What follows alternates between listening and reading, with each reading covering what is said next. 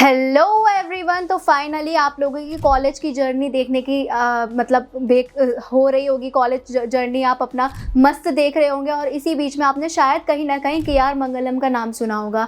अब के.आर. मंगलम किसके लिए फेमस है, क्यों जाना जाता है, बच्चों की इतनी सारी क्वेरीज आ रही थी क्योंकि ये भी मतलब इंफ्रा के अकॉर्डिंग देखो या फिर अपने प्लेसमेंट के अकॉर्डिंग देखो, इंटर्नशिप के अकॉर्डिंग देखो, हर जगह कहीं ना कहीं चर्चा में रहता है। अब इन डेप्थ में मैं आज इसका रिव्यू करने वाली हूँ कि ये कैसा कॉलेज है, आपको इस कॉलेज से कौन सी स्पेशलाइजेशन करनी चाहिए ताकि आपकी अच्छे से अच्छी प्लेसमेंट मिल पाए। वो सब आज मैं सारा डाउट इस वीडियो में क्लियर करने वाली हूँ। तो प्लीज़ वीडियो को लास्ट तक ज़रूर देखना, भले ही 2x की स्पीड पे देखो बट देखना ज़रूर। बाकी अगर आपको कोई भी कॉलेज से रिलेटेड कोई भी डाउट आ रहा है, कुछ भी मतलब बहुत सारे स्टूडेंट्स का डाउट होता है, दीदी मुझे ये वाला स्पेशलाइजेशन करना है लेकिन मुझे समझ में नहीं आ रहा कौन से कॉलेज से करूँ, कौन सा कॉलेज बेस्ट रहता है, तो वो सब जानने के लिए मैं डिस्क्रिप्शन में नंबर दे देती हूँ। आप हमेशा कभी भी मुझे कांटेक्ट कर सकते हो। बाकी के.आर. मंगलम के बारे में आज मैं रिव्यू करने वाली हूँ। सबसे पहले अगर मैं इसके ओवरव्यू की बात करूँ तो देखो 2013 में ये इस्टेब्लिश हुआ था। नैक A+ इसे ग्रेड मिला हुआ है। उसके अलावा ये 28 एकड़ का लग्जीरियस कैंपस इसका देखा जाता है। बहुत ही मतलब अच्छा, मतलब जितने भी मॉडर्न इंफ्रास्ट्रक्चर, मतलब बहुत सारी ऐसी यूनिवर्सिटीज़ बहुत कम हैं दिल्ली NCR में कि जो मॉडर्न इंफ्रास्ट्रक्चर को फॉलो करती है, but KR. Mangalam, Bennett ILM जैसी यूनिवर्सिटीज़ हैं जहाँ पे मॉडर्न इंफ्रास्ट्रक्चर है, जहाँ पे स्टूडेंट्स अपना अच्छे से बैठ के पढ़ाई कर सकते हैं। तो ऐसा इंफ्रा भी इनका काफ़ी अच्छा है। कनेक्टिविटी की बात करूँ, गुड़गांव हरियाणा में लोकेटेड है।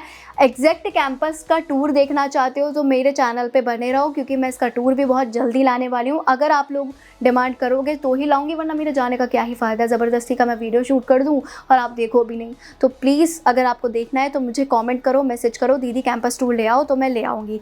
बाकी अगर मैं इसके और डेप्थ में बात करूँ तो देखो UGC अप्रूव्ड है क्योंकि यूनिवर्सिटी ऑब्वियसली बात है, UGC सारे रैंकिंग्स एंड एक्रेडिटेशंस को मिले हुए हैं। कोर्सेज़ यहाँ पे जैसे कि मैंने बताया प्राइवेट यूनिवर्सिटी है एंड UGC अप्रूव्ड है एंड तो यहाँ पे बहुत सारे कोर्सेज़ कराए जाते हैं। BTech, BBA, BCA, MCA, ये सारे कोर्सेज़ कराए जाते हैं। हम इस वीडियो में BTech के बारे में डिटेल में डिस्कस करने वाले हैं। BTech में इसमें बहुत सारे स्पेशलाइजेशन है, CSE, data science, AI, ML, ये सारे स्पेशलाइजेशन ये लोग कंडक्ट कराते हैं।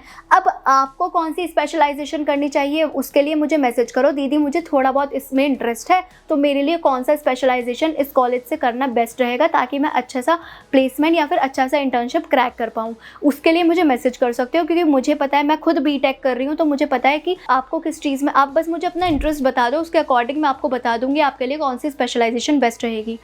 बाकी अगर मैं इसके एडमिशन प्रोसेस की बात करूँ तो देखो सबसे पहले तो आपका एलिजिबिलिटी क्राइटेरिया फुलफिल होना चाहिए। मिनिमम 50% अगर आपके आ रहे होंगे तो आप सिर्फ एलिजिबल होगे। अगर एलिजिबल हो गए तो आपको फॉर्म फिल करना पड़ेगा। फॉर्म फिल करने के लिए इनका कभी कभी कूपन कोड अवेलेबल होता है, बहुत रेयरली अवेलेबल होता है। तो आप एक काम करो, मुझे मैसेज करके पूछ लो। अगर अवेलेबल होगा तो मेरे कुछ कांटेक्ट हैं उस कॉलेज में क्योंकि मैं विज़िट करती रहती हूँ। मैंने बहुत सारे हैकेथॉन्स में पार्टिसिपेट करा है जिसकी वजह से मैं वहाँ विज़िट करी हूँ। एज अ स्टूडेंट मैं गई हूँ तो मुझे पता है, मेरे कनेक्शंस बहुत बन गए।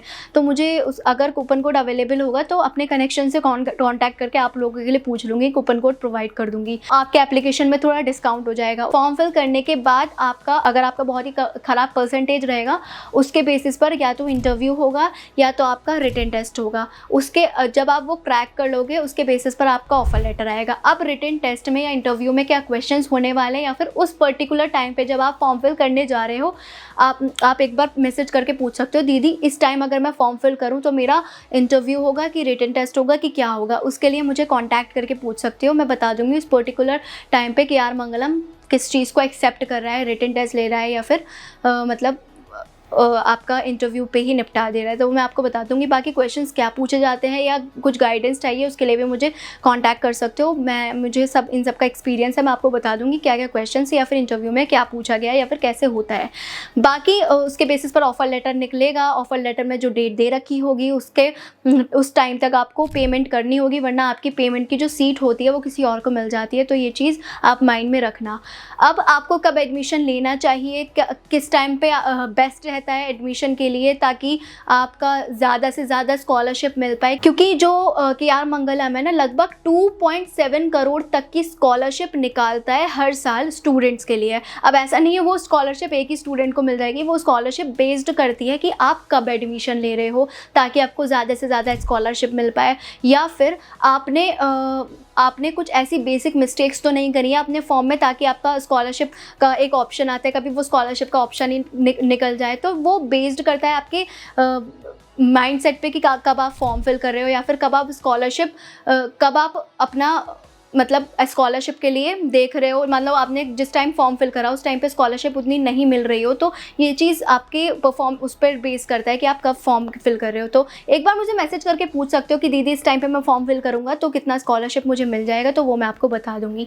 बाकी इसके इन डेप्थ में मैं और डिटेल में बात करूँ कि अगर आपका एडमिशन हो गया उसके बाद क्या, तो कैंपस लाइफ अगर मैं थोड़ा बता दूँ तो देखो, कैंपस लाइफ बहुत फ़न रहने वाली है। फर्स्ट ईयर में आपको बहुत सारे इवेंट्स में, पर्सनली बताऊं तो आप फर्स्ट ईयर में आओगे, बीटेक कर रहे होगे, तो आप बहुत सारे इवेंट्स में पार्टिसिपेट करना है, क्योंकि सेकंड थर्ड ईयर तक आते आते, इवन थर्ड ईयर में जब आ जाओगे ना आप, तो उसके बाद तो आपको टाइम ही नहीं मिलेगा, अपने लिए टाइम नहीं मिलेगा, क्योंकि इंटर्नशिप्स एंड प्लेसमेंट्स में इतना ज़्यादा बिजी हो जाओगे कि आप यहाँ के इवेंट्स एंड कुछ एक्सप्लोर नहीं कर पाओगे। इसलिए फर्स्ट ईयर में जब आओगे अपनी पढ़ाई करो, कोडिंग स्टार्टिंग से ही लेके चलो, बेसिक सारी कोडिंग्स अपनी सी, पाइथन, जावा, ये जितनी HTML, CSS, जावास्क्रिप्ट, ये सारी ही कोडिंग अपना फर्स्ट ईयर में कंप्लीट कर दो। और ऐसा नहीं सिर्फ पढ़ाई करो, पढ़ाई के साथ साथ थोड़े कनेक्शंस बनाओ, थोड़ा एक्सप्लोर करो, थोड़ा देखो कि आसपास के सराउंडिंग में, आपके आसपास के सराउंडिंग में क्या चल रहा है, क्या कौन सी टेक्नोलॉजी चल रही है, कितने प्रोजेक्ट्स लोग कर चुके हैं, वो सब एक्सप्लोर करो। उसके बाद सेकेंड ईयर में आके थोड़ा फैकल्टीज़ का सपोर्ट मिलता ही है, फैकल्टी से थोड़े कनेक्शंस बनाओ, अच्छे करो, क्योंकि बहुत सारी फैकल्टीज़ ऐसी होती हैं जो अपने पर्सनल कनेक्शन से, अपने रेफरल पे स्टूडेंट्स को बाहर भेज देती हैं प्लेसमेंट्स एंड इंटर्नशिप्स के लिए। तो ये बहुत इंटरनली बात मैं आपको बता रही हूँ, यह ऐसा कोई नहीं बताएगा, क्योंकि मुझे पता है, मैं यहाँ पे मतलब स्टूडेंट्स हैं मेरे बहुत अच्छे कनेक्शंस हैं जिसके थ्रू मुझे पता लगता रहता है। तो आपको ये सारी चीज़ें कोई नहीं बताएगा। तो ये अगर आपको इन डेप्थ में भी जानना है ना KR मंगलम के बारे में, बेझिझक होकर मुझे मैसेज कर सकते हो, मैं आपको सारी रियलिटी बता दूँगी।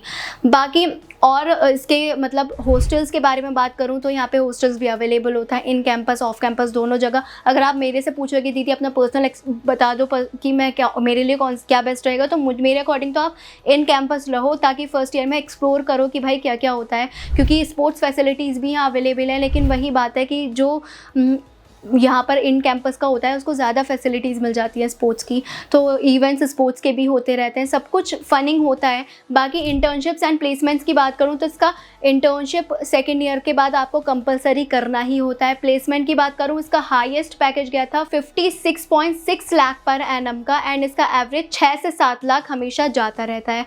तो मतलब पैकेज भी इसका अच्छा खासा है। जितना आपकी फ़ीस जा रही है, फ़ीस की अगर मैं बात करूँ तो फ़ीस इसकी बीटेक की 9 से 10 लाख देखने के लिए मिलते हैं, तो फीस के अकॉर्डिंग ROI कहीं ना कहीं ठीक ठाक ही है। तो आप अगर अच्छा पढ़ाई करोगे, क्योंकि अपॉर्चुनिटीज़ यहाँ आती हैं, स्टूडेंट्स का कहना है कि अपॉर्चुनिटीज़ तो आती हैं, बट वही होता है कि स्टूडेंट्स अपना थर्ड फोर्थ ईयर तक आते आते थोड़ा डिस्ट्रैक्ट हो जाते हैं, जिसकी वजह से थोड़ा कम ही फोकस करते हैं। तो अपॉर्चुनिटीज़ आती हैं, बट ये आपके ऊपर है। कंपनीज़ भी अमेजोन, TCS, माइक्रोसॉफ्ट, ये सारी कंपनीज़ ऐसी विजिट करती रहती हैं, क्योंकि गुड़गांव जैसी लोकेशन पे ये कॉलेज है, इतनी सारी अपॉर्चुनिटीज़ वैसे ही मिल जाती हैं। इन कैंपस नहीं मिले तो ऑफ कैंपस इतनी अपॉर्चुनिटीज़ मिल जाती हैं कि आपको प्लेसमेंट में तो कोई प्रॉब्लम आने वाली है नहीं। बाकी इनके कनेक्शंस भी 50+ इंडस्ट्री कोलैबोरेशंस हो रखे हैं, कनेक्शंस बन रखे हैं, जिसकी वजह से ये देख सकते हो आप, ये आइडिया लगा सकते हो कि आपको इंटर्नशिप्स एंड प्लेसमेंट्स में कोई आपका प्रॉब्लम नहीं होने वाली है। उसके अलावा ये जो कॉलेज है अपना मेल मतलब पर्सनली मतलब मेल वगैरह बना देते हैं स्टूडेंट्स की, जिसपे अपना अपॉर्चुनिटीज़ भेजते रहते हैं कि इस टाइम पे ये अपॉर्चुनिटी चल रही है, यहाँ पे आप अप्लाई कर सकते हो। तो ऐसे बेसिक चीज़ें ये लोग करते रहते हैं ताकि आपको अच्छे से अच्छे प्लेसमेंट मिल पाए। बाकी यही था KR मंगलम के बारे में एक छोटा सा रिव्यू। और डेप्थ में आपको डिटेल में जानना है, मुझे मैसेज कर सकते हो, मैं आपको बता दूंगी। मिलते हैं नेक्स्ट वीडियो में, अभी के लिए बाय बाय।